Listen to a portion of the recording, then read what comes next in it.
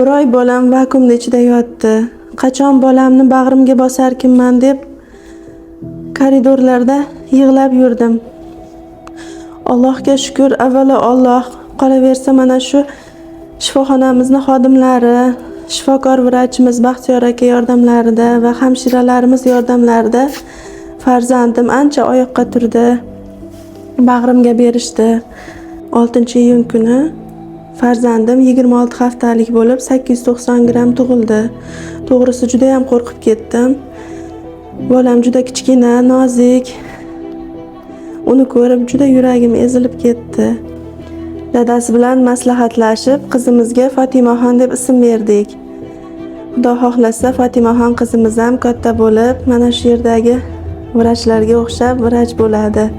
Ko'p oilalarga, o'zim kabi umidsizlikdan qiynalib yurgan onalarga umid berib, mana shunday jajji farishtalarni bag'riga beradi Xudo xohlasa.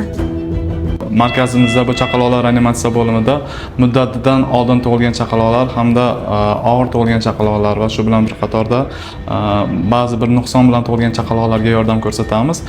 Asosiy kontingentimiz muddatidan ilgari tug'ilgan chaqaloqlar. Biz bunda 500 grammdan yuqori tirik tug'ilgan chaqaloqlarga chaqaloqlar reanimatsiya bo'limida yordam ko'rsatamiz. Bu yerda ba'zi bir holatlarda oylab yotishga to'g'ri keladi. Ayniqsa 700-800 gram tug'ilgan chaqaloqlar va holati stabil bo'lgandan keyin biz chaqaloqlarimizni chaqaloqlar xastaligi bo'limiga o'tkazamiz.